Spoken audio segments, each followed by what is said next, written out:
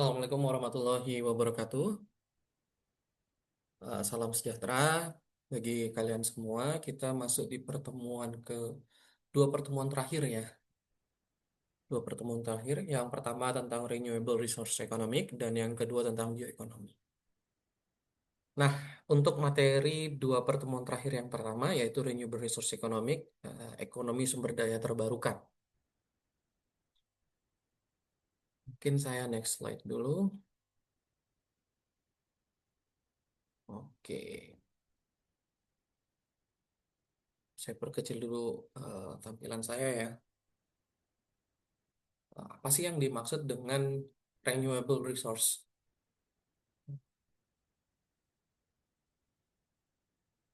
Renewable resource atau sumber daya alam terbarukan adalah natural asset, aset alam yang bisa diperbaharui over time. Jadi di, eh, bisa diperbarui ya, bisa bertambah banyak sesuai dengan biological and ecological process. Sehingga karena dia bisa dilakukan pembaruan, maka manusia dapat memanfaatkannya dalam kegiatan ekonomi secara terus-menerus. Dengan catatan, harvesting respect the natural rate of renewal and ecosystem health. Jadi harvestingnya, pemanfaatannya dalam kegiatan ekonomi itu harus tidak boleh lebih dari tingkat renewalnya, tingkat eh, perbaharuannya, serta kesehatan lingkungan. Kalau tidak, hal itu akan membuat renewable resource ini tidak renewable kembali gitu.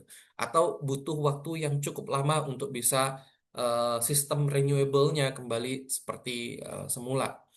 Ada beberapa contoh sumber daya alam yang dapat diperbarukan di sini. Yang pertama adalah fish populations, populasi ikan yang ada di laut, wildlife species, eh, spesies liar ya, ya mungkin buaya yang biasanya kita manfaatkan untuk tas dan lain sebagainya ya. Mungkin juga eh, kelinci liar dan lain sebagainya untuk makanan, burung dan eh, yang kita makan juga itu wildlife species. Forest ecosystem yang saat ini sedang hot-hotnya ya karena penggundulan hutan, illegal logging sehingga menyebabkan longsor berkepanjangan dan sepertinya pemanfaatan harvestingnya itu sudah melalui atau melebihi tingkat batas dari rate of renewalnya atau ecosystem health-nya sehingga untuk bisa membuat forest yang eh, seperti biasanya atau bisa renewable dengan cepat itu butuh waktu yang sangat lama karena hutannya sudah gundul. Dan hal yang paling penting dan sangat dibutuhkan oleh masyarakat yaitu freshwater supplies, air bersih tawar. Ya. Critical insight, renewable depends entirely on maintaining health ecological process. Dengan adanya ekosistem yang sehat, maka renewable prosesnya bisa menjadi eh, menjadi lebih baik. Nah, kalau ekosistem health-nya tidak bagus, maka itu akan menyebabkan habitat destruction, regenerative capacity declines, atau bahkan disappear, habis, menjadi barang langka.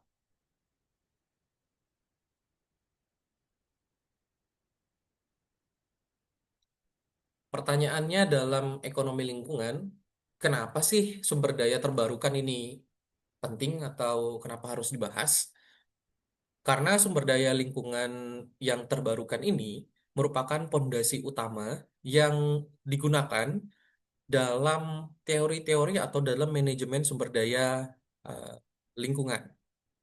Untuk apa? Ya, untuk kegiatan ekonomi yang berkelanjutan, food security, serta dengan memperhatikan environmental integrity across generations. Jadi sumber daya terbarukan ini dapat dinikmati oleh seluruh masyarakat, baik masyarakat di saat ini maupun di masa yang akan datang. Renewable resource punya dua fungsi, yaitu fungsi economic and social value sama ecological service. Economic and social value yang pertama provide essential goods, ya merupakan bahan dasar esensial kita ya untuk kegiatan ekonomi atau untuk pemenuhan kebutuhan hidup manusia. Support livelihood biasanya digunakan untuk pekerjaan ya, generate employment and income, dan yang terakhir use indefinitely, sorry, use indefinitely, jadi tidak terbatas ketika di manage, di manage dengan baiknya. Dan untuk ecological service-nya ada banyak hal. Ecological service-nya ini lebih kepada agar ekosistem itu lebih sehat ya, tetap sehat, sehingga renewable resource-nya bisa terus renewable. Contohnya maintain biodiversity and genetic diversity, sehingga menciptakan ekosistem yang resilience.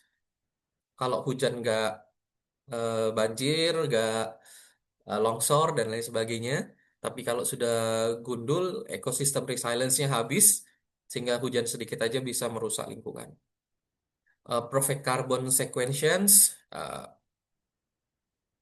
Carbon sequenctions maksudnya recycle karbon itu sendiri gitu. Sehingga bisa uh, global climate-nya bisa lebih stabil, lebih bisa dikontrol, lebih bisa diprediksi. Tapi kalau misalnya udah global climate change-nya ini parah, maka akan banyak hal yang menyebabkan eh, ekstrim gitu. Hujan ekstrim, panas ekstrim, dan lain sebagainya.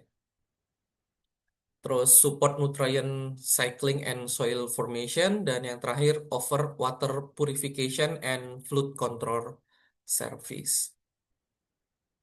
Central challenge-nya, renewable resource are vulnerable to depletions. Jadi, meskipun renewable resource dapat terbarukan, dia bukan sumber daya yang tidak akan habis. Bisa habis juga. Kalau misalnya ekstraksinya, harvestingnya exceeds, melebihi natural capacity-nya. Sehingga ketika sudah terdeplesi, sehingga sudah habis, untuk recovernya itu butuh waktu yang sangat lama, atau bahkan tidak bisa diperbaharui kembali. Sehingga renewable resource ini sangat penting, sumber daya yang sangat penting dalam ekonomi sumber daya, manajemen ekonomi sumber daya.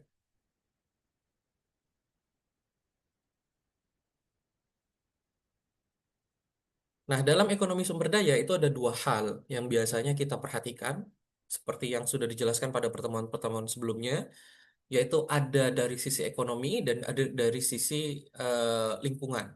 Dari sisi lingkungan, kita beranggapan bahwa kita bisa memanfaatkannya berdasarkan tingkat atau dalam tingkat renewable-nya. Tidak boleh melebihi tingkat renewable-nya. Nah, tingkat renewable ini berdasarkan apa?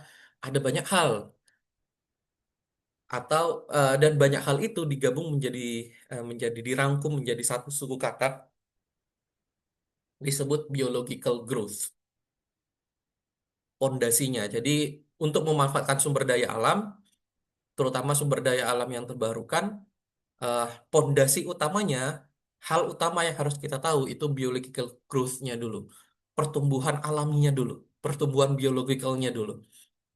Nah, pertumbuhan biologikalnya ini didasarkan oleh apa saja? Ada banyak hal ya, kesehatan lingkungan, dan beberapa hal yang di sini diberikan sebagai contoh. Pertama, birth and recruitment, jadi reproduction alami dari sumber daya alam tersebut. Environmental conditions, natural mortality, karena kalau misalnya sumber daya alamnya itu berupa lingkungan hidup kayak ikan udah pasti punya natural mortality. Bisa mati sendiri karena tua, bisa mati sendiri karena mungkin berebut makanan, bisa mati sendiri karena predasi. Dan yang terakhir adalah spesies karakteristik. Setiap spesies memiliki tingkat reproduksi, lifespan, dan maturation age-nya sendiri-sendiri gitu. Setiap pohon punya eh, tingkat apa ya, tingkat tumbuhnya sendiri-sendiri sehingga biological growth-nya juga ditentukan oleh jenis pohon tersebut, jenis hewan tersebut, dan lain sebagainya. Dan kalau kita berbicara tentang biological growth, maka setiap aspek atau setiap komoditas lingkungan itu memiliki biological growth-nya sendiri-sendiri. Jadi harus dianalisis sendiri-sendiri dan menciptakan pattern eh, pattern harvesting yang berbeda-beda.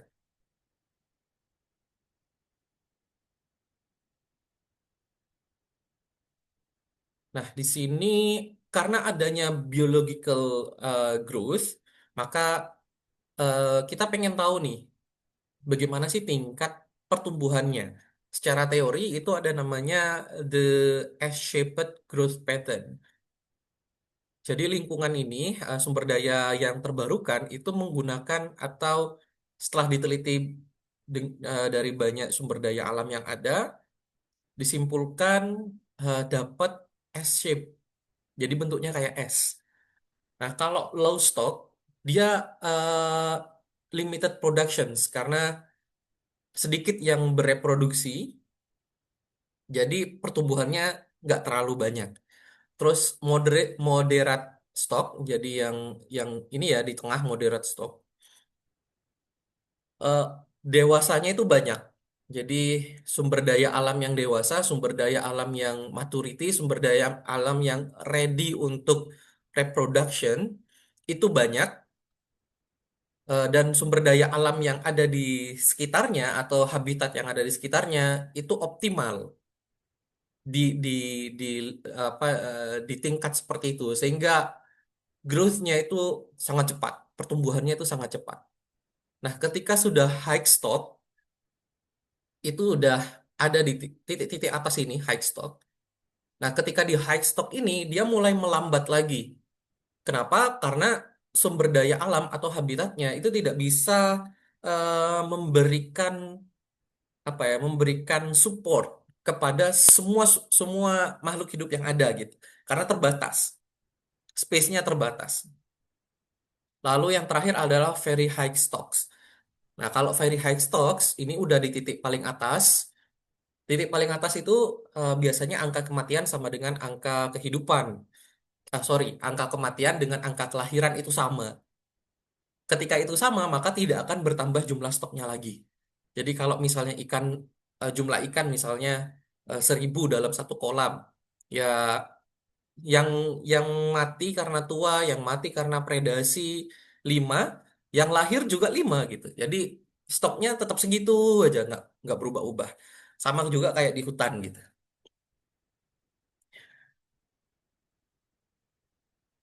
Nah, di sini maka ada yang namanya kalau yang tadi biological growth bentuknya S masuk ke titik yang paling atas di sini kalau very high stock, titik paling atas ini.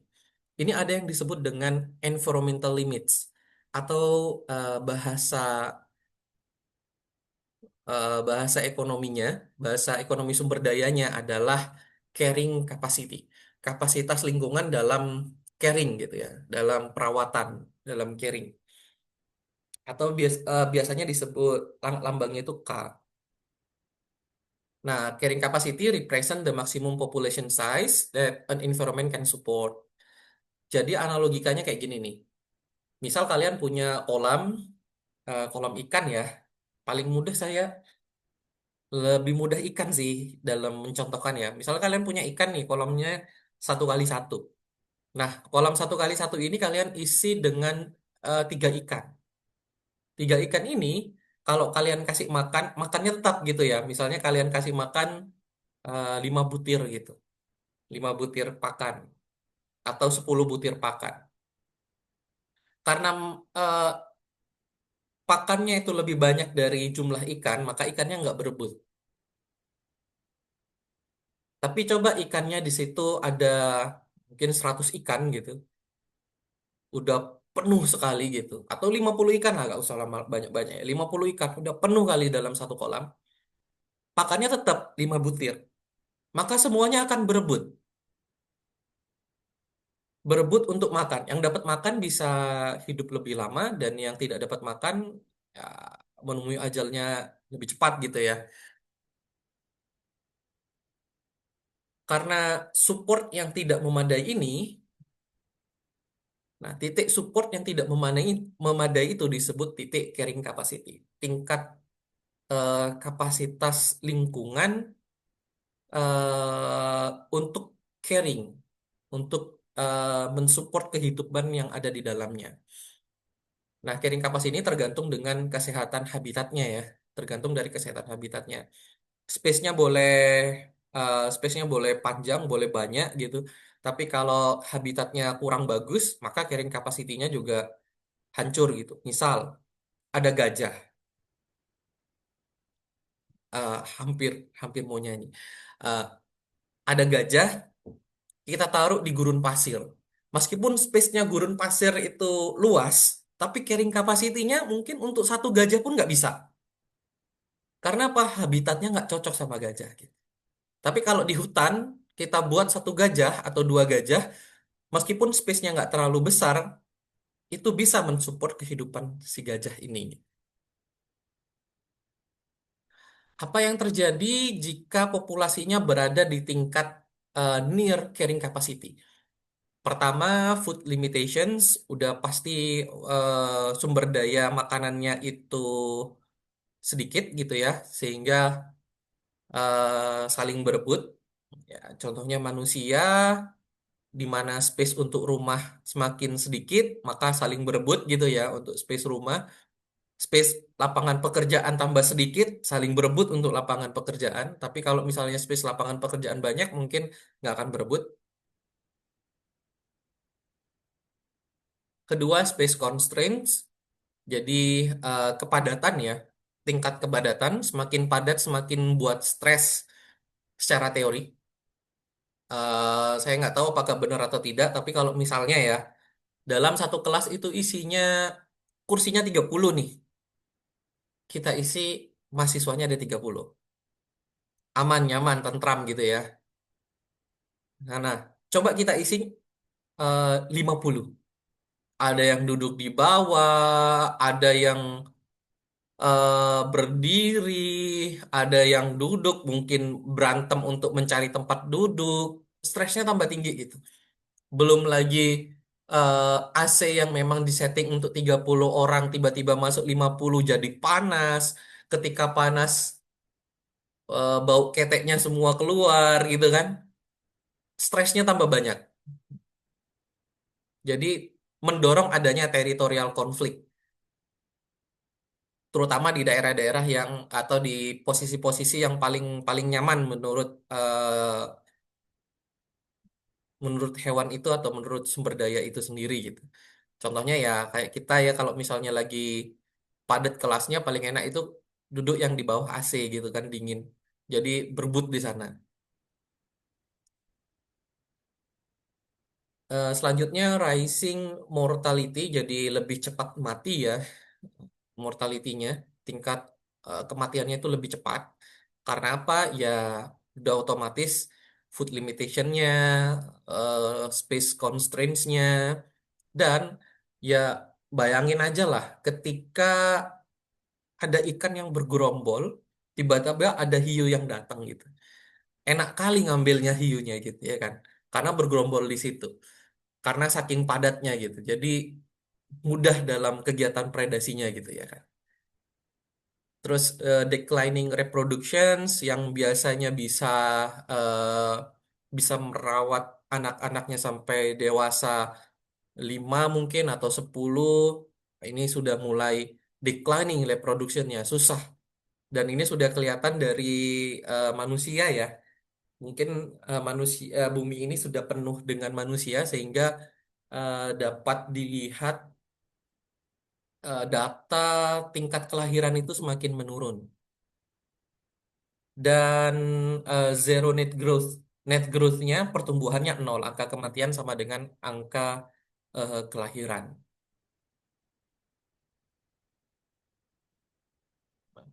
Manajemen imperatifnya, sustainable harvesting must keep stock well below carrying capacities upper limit.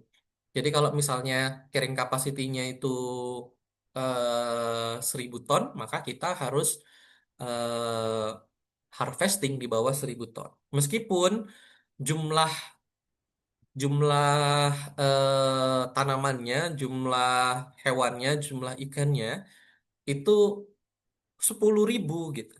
Tapi karena habitatnya mampu meregenerasi sampai dengan 1.000, jangan diambil 10.000 atau jangan diambil 2.000, tapi harus kurang dari 1.000 karena reproduksinya di 1.000 itu gitu.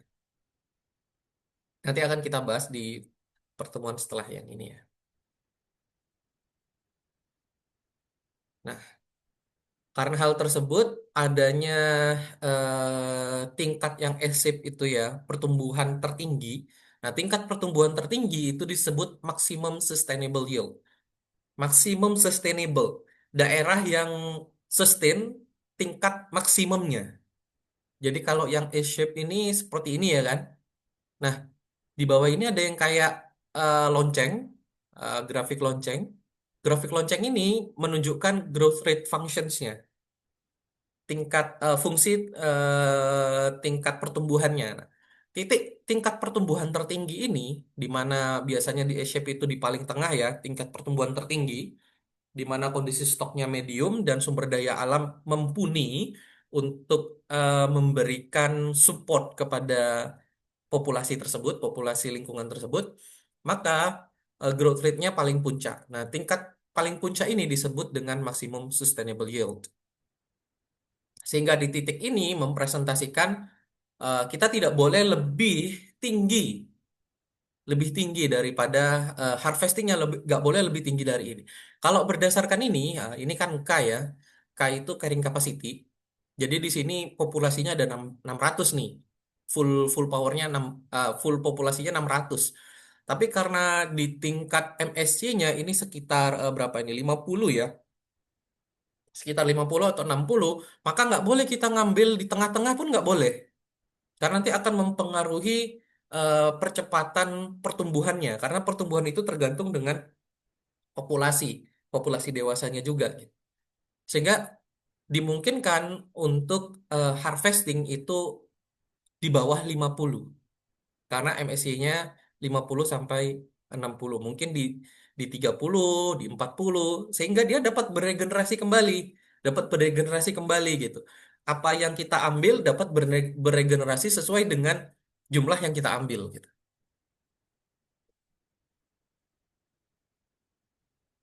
Oke.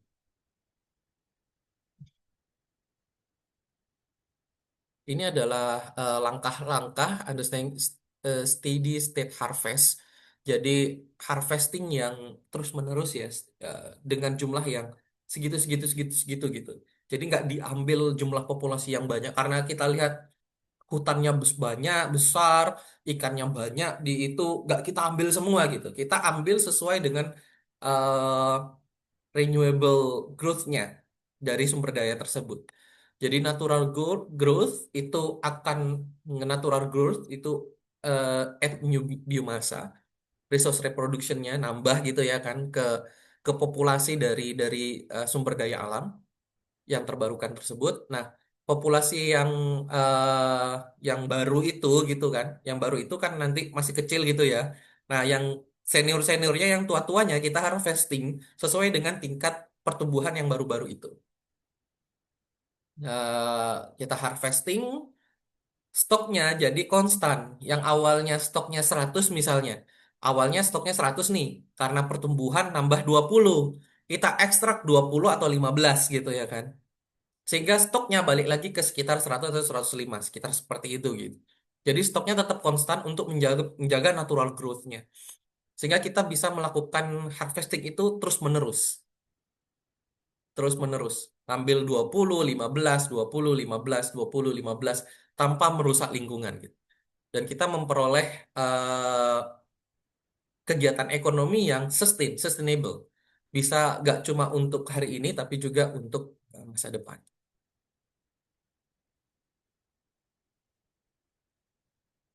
Apa yang terjadi jika kita mengharvestingnya eh, melebihi dari jumlah MSI, Maximum Sustainable Yield? Yang terjadi, stoknya mulai berkurang.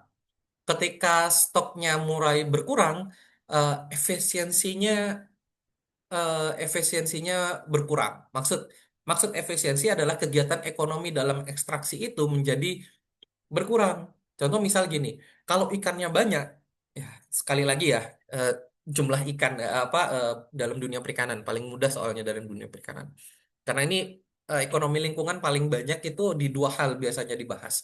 Di tingkat perikanan sama di kehutanan karena mereka menggunakan sumber daya alam yang eh, mungkin lebih tepatnya, lebih mirip kayak berburu, mengambil sumber daya alam yang ada gitu.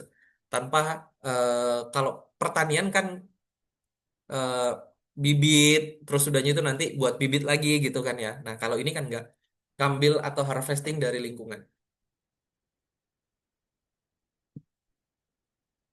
Nah, misalnya nih, dalam satu kolam, kalau misalnya ikannya itu banyak, kita mau ngambil ikan kan tinggal nyerok aja ya kan. Misalnya persegi nih, satu kali satu kali satu. Kali satu. Satu kali satu lah ya. Panjang kali lebar kan ya, satu kali satu. Ikannya di situ ada mungkin 30 ikan gitu. Nah, kita pasti akan tinggal serok aja, udah pasti dapat ikan gitu. Tinggal serok gitu aja, udah dapat ikan di kolam tersebut. Tapi bayangkan ya, satu kali satu kali satu tersebut, sorry, satu kali satu itu tersebut, ikannya cuma satu. Gimana cara kita mau nangkep ikannya? Kalau kita serok, ikannya lari-lari. Cepet kali ikannya lari. Mau nggak mau, kita nambah orang. Satu di ujung kanan, satu di ujung kiri, satu lagi di ujung sebelahnya. Karena ada 4 ujung persegi ya. Satu lagi kita, seroan kita. Nah, orang yang di ujung yang lain itu mendekat untuk menakut-nakuti ikannya. Sehingga dekat ke serokan kita dan bisa kita serok. Karena sumber daya yang stoknya yang sedikit, yang awalnya cuma butuh 1 orang, jadi butuh 4 orang. Nah, itulah yang disebut efisiensinya jatuh. Yang seharusnya biayanya cuma satu pekerja, ini jadi 4 pekerja untuk bisa nangkep ikan. Jadi biayanya nggak efisien lagi. Karena biayanya naik, efisiensinya naik, udah otomatis operating cost-nya rise. Yang awalnya butuh 1 orang jadi butuh 4 orang. Karena cost-nya naik, income-nya turun. Karena income-nya turun, produksinya collapse. Produksinya produksinya nggak bisa. Produksinya jadinya hancur. Kira-kira seperti itu ya. Rugi di lingkungannya habis, di ekonominya juga hancur gitu. Nggak untung gitu. Rugi malah. Kira-kira seperti itu. Deflation spiral ini gitu. Dan deflation spiral ini biasanya berlangsung lebih cepat lagi di terutama di sumber daya alam yang common property yang semua orang bisa memanfaatkan. Karena ketika kita berpikir masing-masing orang itu gitu, pasti masing-masing orang itu akan berlomba untuk mengambil insentif di sumber daya alam tersebut. Nah, ketika perlombaan itu mulai terjadi, ya decliningnya itu cepat banget, kira-kira seperti itu. Nah, ini terbaliknya yang tadi ya. Apa yang terjadi kalau misalnya kita harvest di bawah dari MSY? Kalau di atas, kalau melebihi MSY itu masih bukan masih ya, itulah yang urgent gitu. Tapi kalau misalnya harvestingnya di bawah MSY itu masih gak terlalu urgent yang di atas MSY gitu atau melebihi MSY. Kalau yang kurang dari MSY itu apa yang akan terjadi? biological outcomes-nya, stoknya akan bertambah jadi lebih banyak. Produktivitinya itu akan, eh, maksudnya productivity ini biological growth dari sumber daya alam tersebut itu tidak akan cepat gitu. Karena memang carrying capacity-nya segitu gitu. Karena tumbuh populasinya banyak, kita ambil tetap banyak populasinya, ya pertumbuhannya nggak optimal gitu. Em, Mungkin yang paling saya sorot di sini ya ekosistem impact. Kadang ada beberapa sumber daya alam yang kalau misalnya dia itu berlebih di situ, dia malah nggak bagus untuk habitat tersebut. Contohnya, red devil, ikan red devil di Danau Toba. Terlalu banyak ikan red devil di sana sehingga ikan-ikan endemik yang lain gitu, ikan-ikan nila, ikan-ikan mas itu nggak dapat makanan karena saking cepatnya red devil ber apa ya beregenerasi atau bereproduksi. Sehingga mau nggak mau kita harus ya diambil ya, diekstrak sesuai dengan eh, tingkat produksinya. Kira-kira seperti itu. Nah, apa yang terjadi di economic and social consequences? Pertama, kita missed opportunities. Jadi sebenarnya hewan itu bisa bereproduksi 10 ton misalnya. Tapi kita cuma memanfaatkannya 8 ton. Jadi missed opportunities gitu. Seharusnya kita bisa sampai agak sedikit lebih tinggi, mungkin di 9 atau 9,5. Underutilized resource. Ya, udah sama kayak missed opportunities lah. Dan yang ketiga itu adanya kalau di ikan bisa masuk atau bisa terjadi illegal fishing pressure yang eh, ya biasanya kalau misalnya kita melihat ada ikan yang banyak ya terutama mancing mania mantap, kalau dilihat kolamnya itu banyak ikannya atau sungainya itu banyak ikannya tambah banyak tuh gitu yang ngambil karena memang masih eh, seperti itu. Dan yang terakhir adalah community discontent, gross amount harvesting fishing analysis. Ya kadang facing unnecessary restricted access. Maksud di sini gitu ada kebijakan-kebijakan yang oh dilarang mancing misalnya, tapi ternyata di situ ikannya banyak atau regenerasi red devilnya banyak gitu. Tapi pemerintah melarang atau community melarang untuk nangkap red devil. Ya untuk apa gitu? Unnecessary jadinya, tidak penting untuk ditahan. Kira-kira seperti itu. Tapi yang paling utama itu lebih kepada ini sih, missed opportunity sama underutilized resource. Seharusnya kita bisa ekstrak lebih banyak, tapi kita ekstraknya sedikit. Kira-kira seperti itu. Nah, goal dari ekonomi lingkungan ini adalah kita bisa balance antara growth di biologi dan harvestingnya. Jadi nangkepnya itu di sekitaran MSY, tapi tidak boleh lebih dari MSY.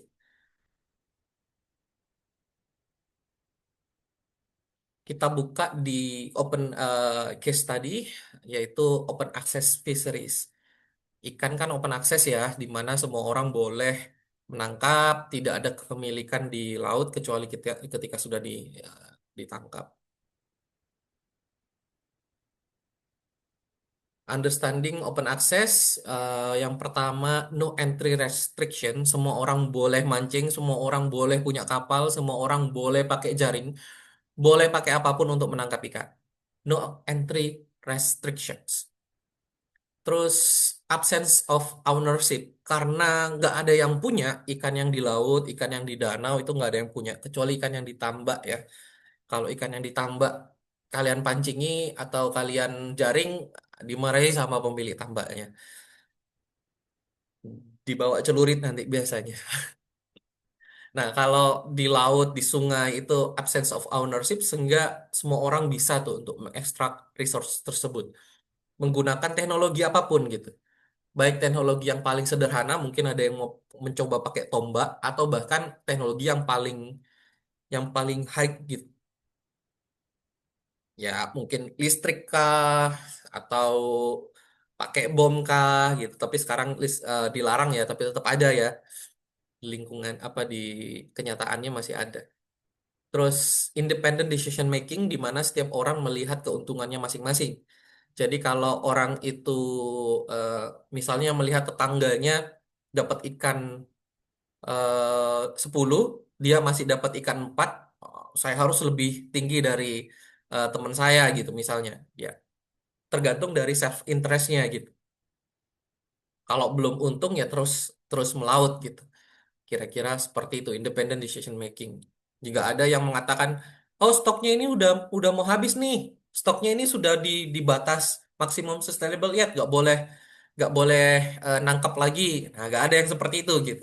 Jadi semuanya berdasarkan ekspektasi pendapatannya masing-masing. Jadi selama ekspektasi pendapatannya itu tidak bisa diraih, ya dia akan terus melakukan penangkapan dengan tingkat yang lebih masif. Sama seperti independent decision making, no planning or coordination ini juga sama ya, sejalan. Sehingga semuanya hanya berpikir pada keuntungan masing-masing sesuai dengan teori ekonomi, kegiatan ekonomi ya.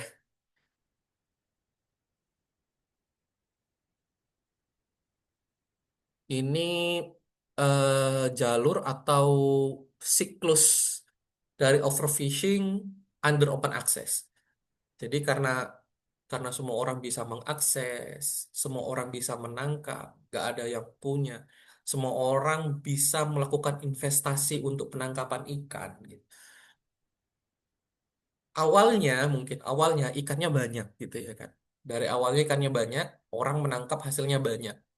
Sehingga karena ikannya banyak, nangkep ikannya itu nggak perlu biaya yang besar. Ketika nggak perlu biaya yang besar, nah hasilnya banyak, maka profitnya tinggi. Karena profitnya tinggi, orang melihat, ih, itu kok untung terus nangkep ikan di sana. Atau di kolam itu kok ikannya besar-besar tuh. Mulai banyak orang masuk ke sana. Entry accelerates. Orang akan melihat, oh di sana ikannya bagus. Kita tangkap yuk ke sana gitu, gitu. Kira-kira seperti itu. Karena mindsetnya adalah untuk mendapatkan profit. Dan itu alamiah ya memang seperti itu gitu. Alhasil apa? Karena entry aksesnya itu semakin banyak gitu, orang semakin banyak atau dalam bahasa perikanannya disebut fishing fishing effort ya. Akhirnya stoknya declines, stoknya berkurang. Stoknya berkurang sampai pada titik di mana mempengaruhi growth dari sumber daya alam tersebut, gitu. Mempengaruhi mengecil dia. Karena stoknya semakin semenipis, seperti yang dijelaskan sebelumnya, efisiensinya drops.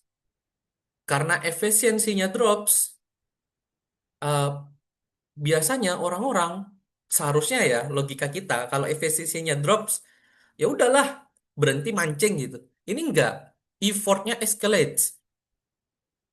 Kenapa escalates? Karena dia masih melihat ada orang yang nangkapnya lebih banyak dari dia meskipun di eh, di tingkat yang pertama mungkin dia dapatnya 1 ton, terus sorry, mungkin dapatnya 10 ton, yang lainnya dapatnya 1 ton, 1 ton, 1 ton, terus yang di sini dia dapatnya 2 ton aja, yang lainnya dapat 0,5, 0,5, 0,5. Tapi karena ada yang dapat 2 ton atau dapat lebih banyak dibandingkan yang lain, maka orang akan berpikir mungkin kapalnya kurang besar, mungkin jaringnya kurang lebar, mungkin jebakannya kurang mantap, mungkin harus pakai ini, mungkin harus pakai itu.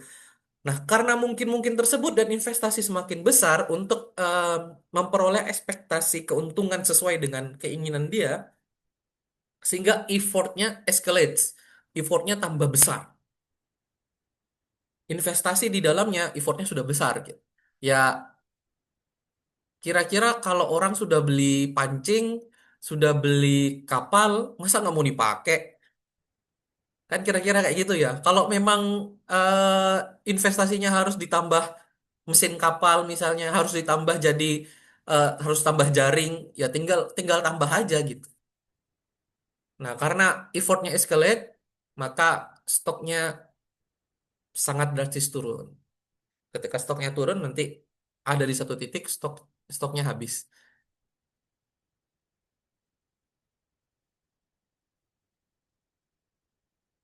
Ini tragedy of the commons, maksudnya eh, sudut pandang common property gitu ya. Sudut pandang orang-orang dari common property. Individual itu secara secara individual sudut pandangnya seperti eh, ekonomi teori ekonomi mereka melihat benefit diri sendiri gitu ya, memperoleh keuntungan sebanyak-banyaknya dari biaya yang kecilnya gitu kira-kira. Nah, setiap orang itu berpikir seperti itu. Sehingga apa yang terjadi ya race to fish gitu. Semuanya akan berlomba-lomba untuk menangkap ikan gitu. Apa yang terjadi kalau semuanya berlomba-lomba untuk menangkap ikan? Ya universal suffering namanya. Universal suffering itu maksudnya semuanya ya menderita kerugian jatuhnya gitu. Gak ada yang mau ngalah. Bahkan di lapangan ya ada istilah yang mengatakan nelayan ya, yang mengatakan ya kalau ikan itu nggak saya tangkap, ditangkap orang lain, daripada orang lain yang dapat untung, ya saya lah yang nangkap, kenapa harus orang lain? Kira-kira seperti itu. Core mekanismenya yang pertama benefit are private. Kita dapat ikan, benefitnya itu untuk diri kita sendiri. Tetapi biayanya, cost-nya, cost-nya shared. Kenapa cost-nya shared? Karena ketika populasinya itu berkurang, semuanya butuh investasi yang lebih tinggi, lebih banyak gitu, untuk menangkap ikan. Sehingga cost-nya di-share. Rational individual choice. Jadi orang akan memaksimalkan penangkapan dia sendiri gitu. Hasilnya apa? Meskipun meskipun sudut pandangnya masing-masing gitu ya, tetapi outcomes-nya itu kolektif. Semua orang effortnya bertambah, biayanya bertambah, stoknya menurun, dan lain sebagainya. Dari Gareth Hardin itu ada patah bahasa Inggris ya. Freedom in a commons brings ruin to all. Each man is looked into a system that compels him to increase his effort without limit in a world that is limited. Jadi kebebasannya itu kebebasan untuk menambah effort untuk mengekstraksi itu unlimited gitu ya. Padahal dunia ini limited. Dunia ini ada limitnya dunia ini gitu. Bukan unlimited gitu. Kira-kira seperti.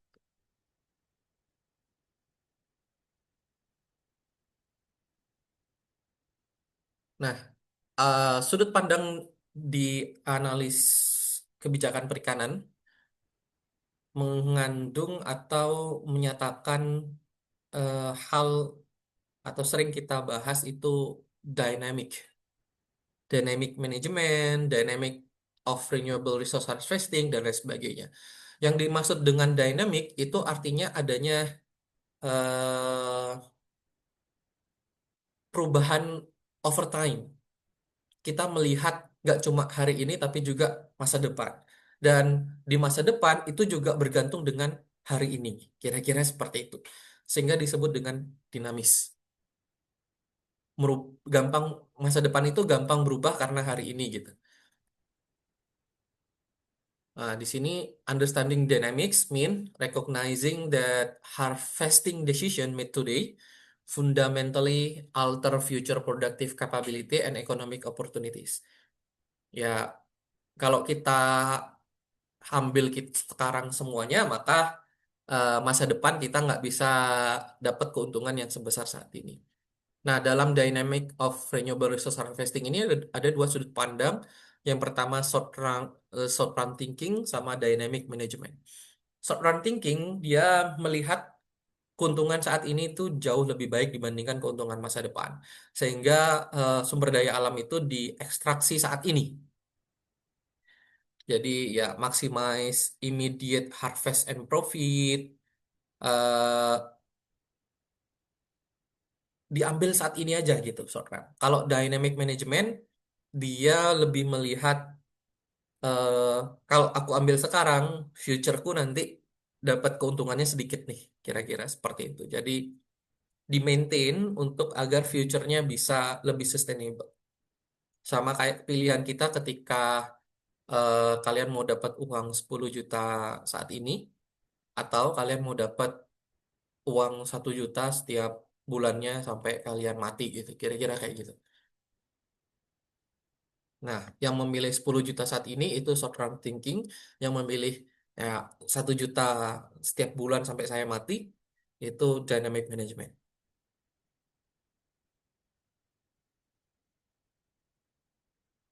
Sama di sini karena adanya konsep dynamic management sehingga ada trade-off antara present and future, antara short run dan dynamic. Biasanya apa saja yang menjadi penilai atau menjadi pertimbangan? Yang pertama, resource growth rate. Kalau growth rate-nya, sumber dayanya itu cepat, perkembangannya luar biasa tinggi, maka kita bisa mengekstraksi di atas MSC-nya sedikit gitu.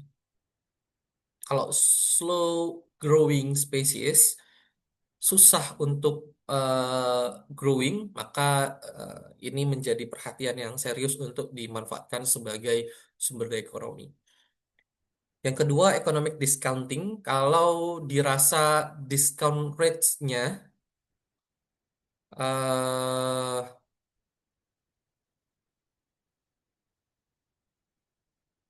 discount rate-nya tinggi. Kalau discount rates-nya tinggi, maka keuntungan masa depan itu artinya sedikit gitu. Atau mungkin kita mengatakan bahwa misalnya kita punya stok stok ini ya stok jualan lah ya, stok jualan. Nah, ini ada pameran nih, ada pameran. Padahal stok jualan itu kita manfaatkan untuk mungkin sampai 3 bulan ke depan. Tapi karena di sini ada pameran, ya udah stoknya keluarin aja. Ini lagi ada pameran nih, kita bisa naikin naikin harganya 1,5 kali lipat atau 2 kali lipat karena pameran ini. Dan pameran ini dipastikan banyak orang yang datang, banyak orang yang pasti beli.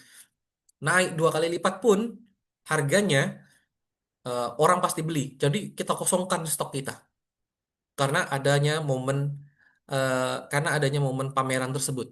Dan kalau kita nggak habiskan stoknya, kita jual di masa depan, itu keuntungannya ya 1 kali lipat aja gitu. Karena yang sekarang 2 kali lipat karena ada momen momen pameran, maka habiskan sekarang aja gitu. Nah, tapi kalau misalnya diskon rate-nya kecil, untuk yang masa depannya jauh lebih lebih tinggi gitu ya, diskon rate masa depannya lebih tinggi, maka kita akan berpikir untuk lebih konservatif gitu dalam penggunaannya. Lebih kita simpan. Ada pameran pun nggak ada gunanya kok. Untungnya pun nggak banyak, orang yang beli pun sedikit. Nggak apa, sedikit aja keluarin stoknya. Toh itu sudah kita siapkan untuk 3 bulan. Kira-kira seperti itu. Dan yang terakhir adalah depletion cost. Jadi kalau misalnya rebuilding untuk regenerasi stoknya itu besar, kita lebih memilih future. Tapi kalau rebuilding stoknya itu gak banyak, ya kita habiskan sekarang pun dengan biaya yang kecil bisa regenerate lagi gitu. Kira-kira seperti itu. Jadi tiga hal ini yang biasanya menjadi pertimbangan Kita ingin memanfaatkan sumber dayanya di present atau di future, atau kita pakai short term thinking atau pakai dynamic thinking. Yang pertama resource growth rate, economic discounting, sama depletion cost.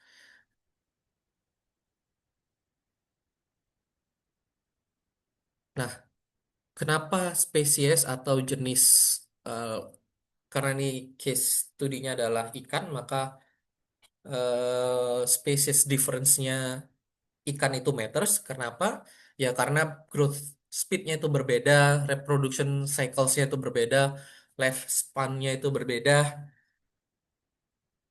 sehingga jenis hewannya itu pun berbeda-beda dalam tingkat pemanfaatannya gitu.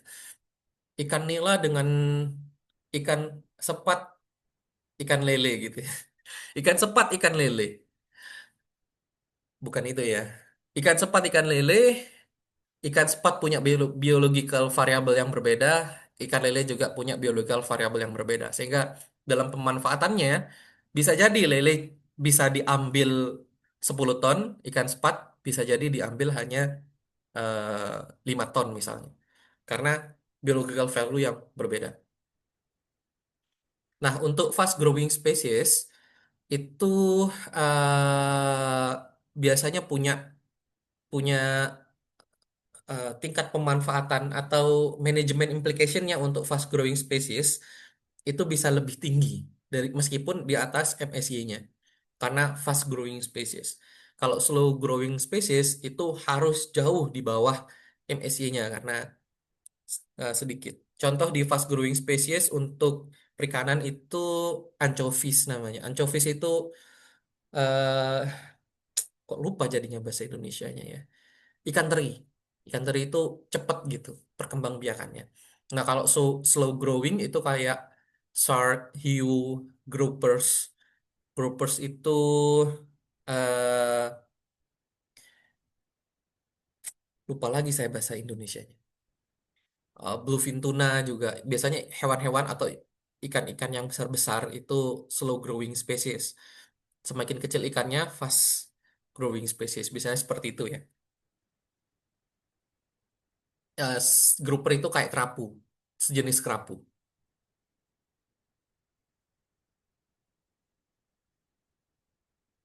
Ya, ini em, contohnya shark, tuna, deep sea species, groupers itu juga salah satu deep sea species. Nah, bagaimana cara kita mengatur atau opsi-opsi managing renewable resource-nya? Yang pertama, command and control. Jadi, kita kasih catch limit. Bisa jadi kita kasih catch limit ya. Jadi, dalam daerah ini hanya boleh ditangkap sampai sekian ton. Gear restrictions di Indonesia ini pakai gear restriction di mana beberapa alat tangkap tidak boleh dipakai. Contohnya pukat harimau itu tidak boleh dipakai, pukat tarik tidak boleh dipakai dan lain sebagainya. Closed seasons maksudnya ada bulan-bulan yang nggak boleh nangkap ikan, kira-kira seperti itu untuk memberikan waktu ikannya beregenerasi.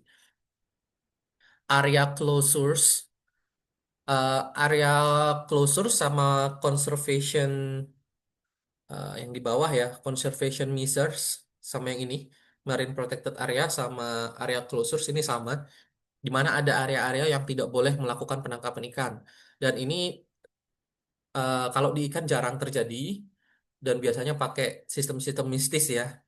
Kalau di Lubuk Larangan ini nangkap ikan di sini dihantui 7 turunan nanti sama genderuwo, kira-kira kayak gitu. Udah takut tuh orang-orang. Nah, kalau itu kalau di perikanan ya, tapi kalau yang kehutanan itu sering area disclosure. Contohnya hutan lindung. Nah, hutan lindung itu yang dimaksud dengan area disclosure.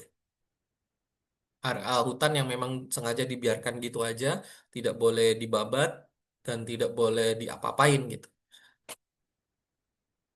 Selanjutnya ada market-based tools di mana kita menggunakan taxes and fees atau tradable quotas. Jadi untuk masing-masing petani atau untuk masing-masing nelayan dia punya kuota di mana dia bisa jual. Nangkep banyak pun nggak bisa dijual, kira-kira gitu. Misalnya saya punya kuota 30 ton, orang lain punya kuota 10 ton. Meskipun saya punya eh, hasil tangkapan saya 40 ton, 10 tonnya nggak bisa saya jual, kira-kira seperti itu. Taxes and fees, ya untuk slow growing species, eh, biaya taxesnya, biaya pajaknya jauh lebih tinggi sehingga orang akan ragu untuk menangkap ikan tersebut, kira-kira seperti itu. Untuk menangkap ikan tersebut secara secara masif, kira-kira seperti itu. Karena biayanya bertambah disebabkan oleh pajak. Sama kalau misalnya pajak makanannya, pajak Grab lah misalnya, pajak Grabnya tinggi, nggak mungkin kita mau pesan Grab ya kan.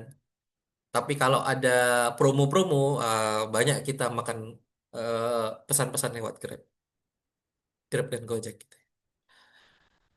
Eh, Selanjutnya right based system, jadi hanya orang tertentu atau hanya kelompok tertentu yang boleh nangkap.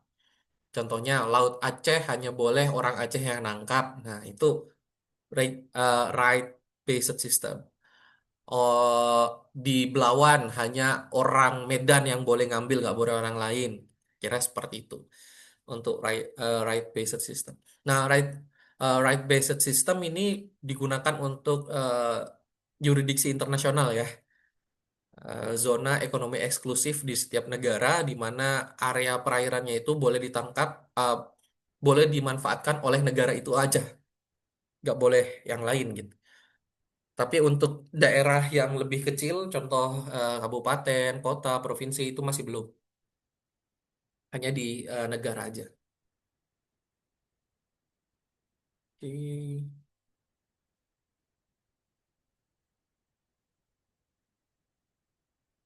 Ini bagaimana kita proses mendesain policy yang terbaik ya kan. Yang pertama kita harus tahu dulu ecological sustainability-nya. Lalu kita lihat economic efisiensinya. Kalau kita lihat eh, kita harus memasukkan fair distribution kepada stakeholder. Terus sudahnya itu dalam membuat kebijakan itu harus compliance atau kita harus eh, mendengar sudut pandang dari semua stakeholder yang ada gitu. Jadi petani juga, nelayan juga didengarin, perusahaan juga didengarin, bukan cuma perusahaan aja, tapi nelayan kecil juga harus kita dengarin apa sih sudut pandangnya, apa sih eh, keinginannya, bagaimana kebijakan yang bisa mengatur semua kepentingan bisa teratasi gitu, termasuk kepentingan lingkungannya. Baru masuk ke resilience-nya kalau misalnya perubahan adanya environmental and market change bagaimana gitu. Balik lagi ke ecological sustainability. Nah, ecological sustainability ini merupakan fondasi dasarnya baru masuk ke ekonomi dan pembagiannya. Jadi ini sumber dayanya, ekonominya, nah, dari sini ke sini, dari sini ke sini, ini gimana cara kita bagi-bagi kuenya, kira-kira kayak gitu. Nah, kayak gini kalau misalnya terjadi perubahan atau terjadi suatu hal yang force major lah ya, kayak mungkin adanya gempa bumi, adanya bencana, atau adanya perubahan tiba-tiba perubahan pasar internasional harganya naik, apa yang akan kebijakan apa yang harus diambil ketika hal-hal tersebut terjadi di luar atau resiko-resiko ya, lebih lebih cocok resiko ya. Resiko itu terjadi gimana manajemennya. Nah, kira-kira seperti itu untuk resilience. Tujuannya untuk ecological sustainability lagi kembali lagi. Jadi ini tetap menjadi pondasi dasar.